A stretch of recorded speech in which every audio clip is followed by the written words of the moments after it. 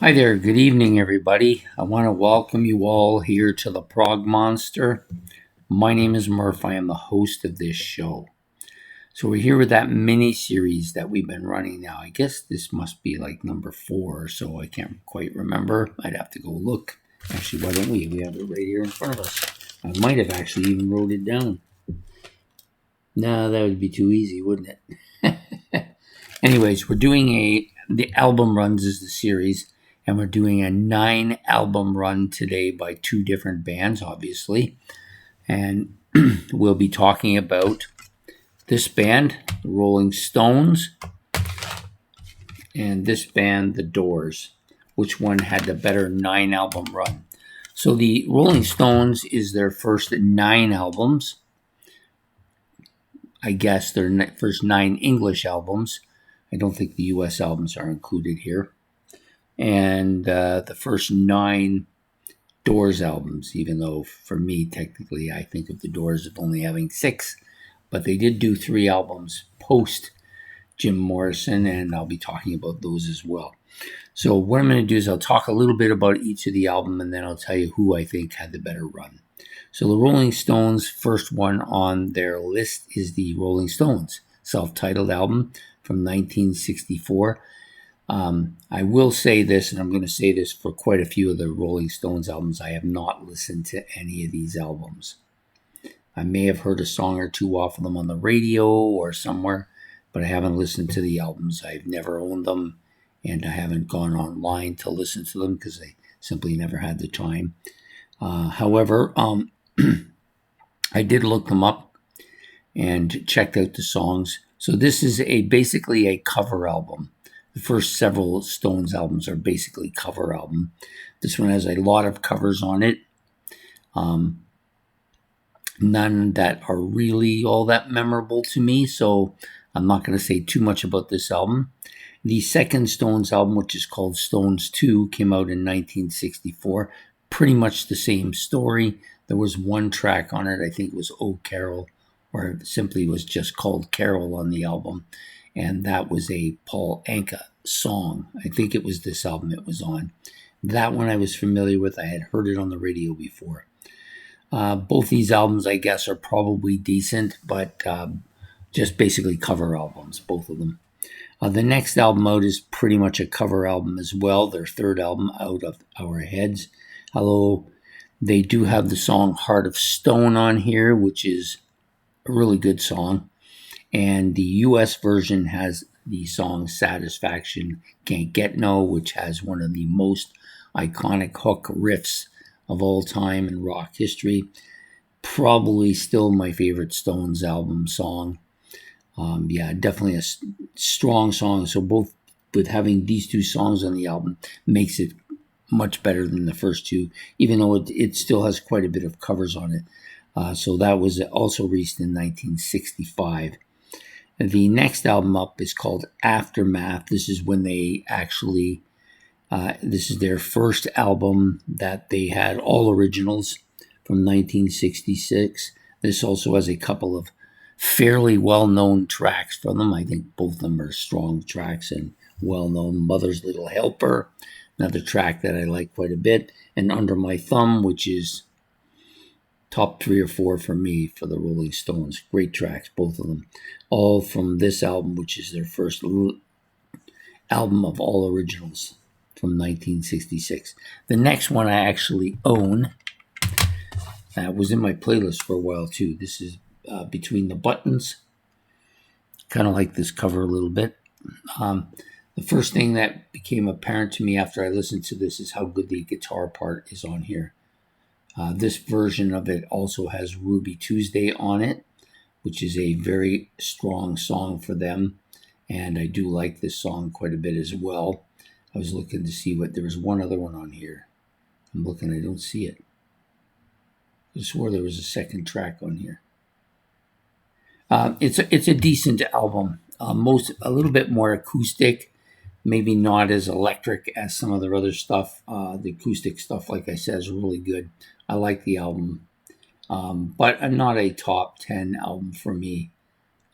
Let's Spend the Night Together. That was the other tune. right at the front there. I don't know how I missed it. So those two tracks are on here. Let's Spend the Night Together, Ruby Tuesday. Pretty strong tracks, so a decent album for sure. The next album up on the list is their Satanic Majesty's Request. I have listened to this album several times online, mostly for videos that I was doing for band battles and stuff. This one is the album that always kind of reminds me of Sgt. Pepper's Lonely Hearts Club Band. It's got that kind of same thing going on the cover. This one is not nearly as good as that one, though. It does have the song 2000 Man on it, which the Kiss covered, and that's primarily the reason I know it. But I've listened to this whole album from front to back. It's decent enough. I think if I played it more, I probably would like it more, but at the time when I first listened to it, I really wasn't into the psychedelic music as much as I grew to like, and I probably would like this album a lot more because of that. So this is from 1967 as well. So the next album out is called Beggar's Banquet. I don't own this one either.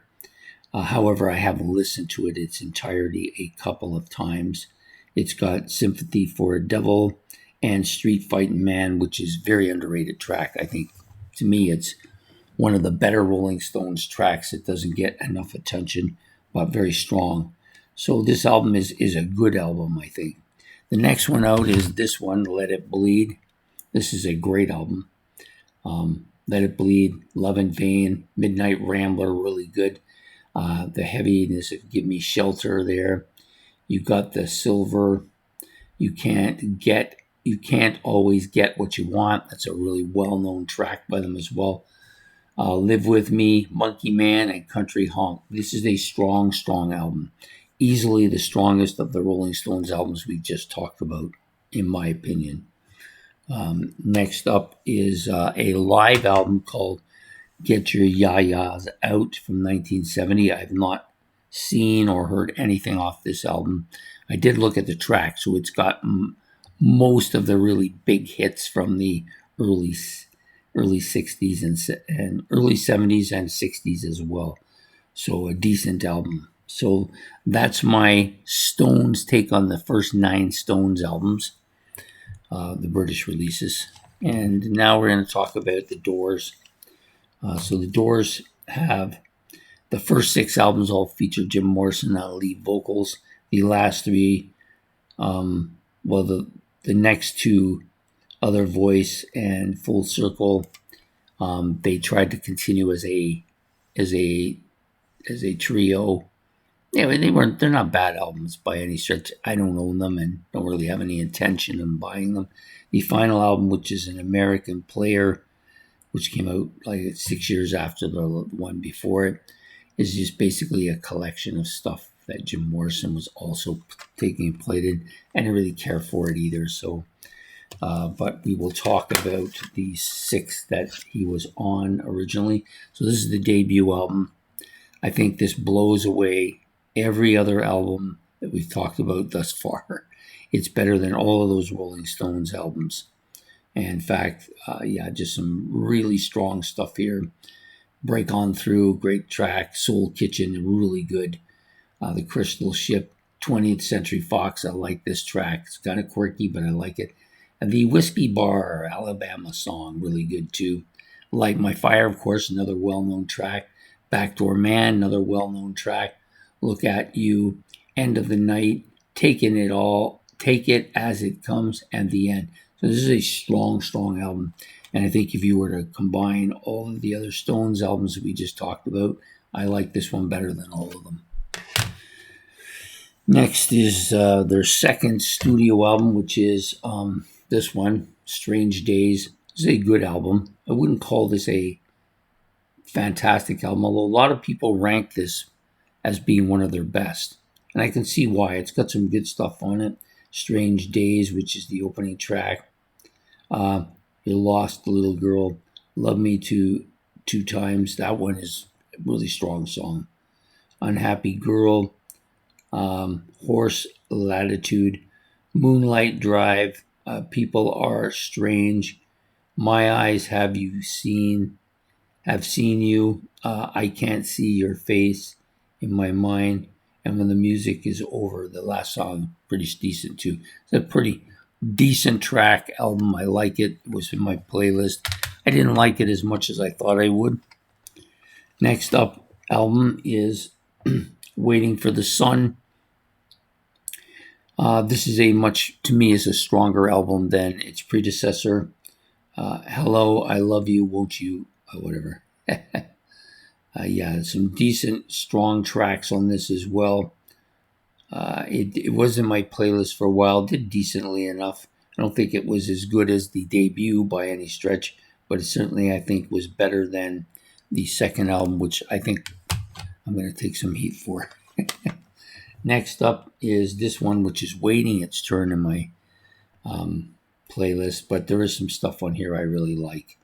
I Tell All the People, Touch Me Babe, Shaman Blues, Do It, Easy Ride, Wild Child, Running Blues, Wishful Sinful, The Soft Parade, which is the title track, wonder why it's so far down, Who Scares You, Whiskey Mystics and Men, and there's a few other stuff on here that is add-ons to the album. But it's a pretty decent album. I'm not sure yet because it hasn't gone through my playlist whether I like it more than Waiting for the Sun. I don't think so. I think I like that one better. And we got the next one, which is Morrison's Hotel. Roadhouse Blues on here, pretty strong track by them. Indian Summer, really good track as well. Queen of the Highway, Maggie McGill, Waiting for the Sun. This is a decent track. I'm not sure why Waiting for the Sun is on here since they already have a Waiting for the Sun album. Kind of reminds me of the Stones, I guess. So this is a pretty strong album.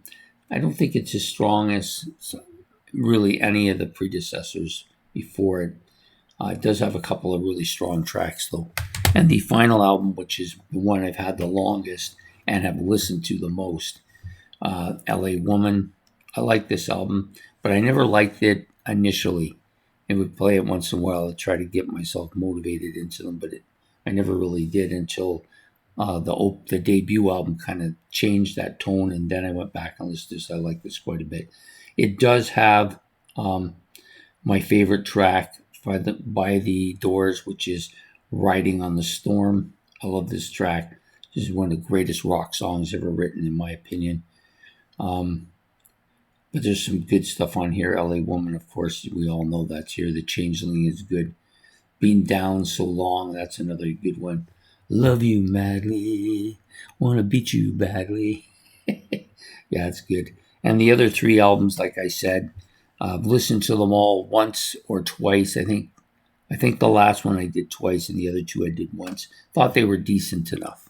So now I got to tell you who I think is the better album, the better run. So the Stones I have two of the 9 Stones album.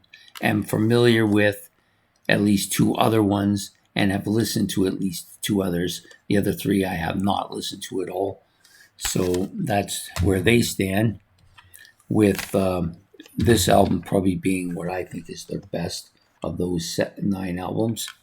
Let It Bleed. Then you have the Doors, which I have 6 of. I don't have the final post Jim Morrison albums. I don't really have much of intent in getting my. I think that the first 2 of those are pretty decent. The other one, not so much. These ones are all good, just the degrees of good. This one is great, LA Woman, and the first one, really great as well. The rest of them, I think I kind of like this one the next most, and then the rest, and then this one, and then the other 2 I'm okay with. So I would say, based on that, I would say this album here is probably stronger than any of the Stones albums, and probably overall the best album of all, the whole kit and caboodle, and probably is strong enough that it can pull the Doors into the win here. This isn't the run of Stones albums that if I was to make the run of the best Stones albums, like the run from where it would start, it would probably start here and go forward with the next 9. But it was Ben's choice, and this is what we did. Of course, you don't have any choice with the Doors because they only have the 9 albums. But I thought the Doors run is still, like, I've done half of the albums, the other half I've listened to periodically, so I'm familiar with them. So I think I got to give it to the Doors. I don't know how else I don't see how I can give it to the Stones. That I'm just not as familiar with those albums as I am with the Doors albums. So today, I think the Stones had the better 9 album. The Doors had the better 9 album run. That's just my choice. So if you want, you can hit the like and subscribe. And you can also make your comment on either of the 2 discography 9 runs albums. Tell me which ones you think. Do you think the Stones are better? Do you think the Doors are better? And why? And that kind of stuff. And we will see you all next week with another album run. Take care and have a good one. Goodbye.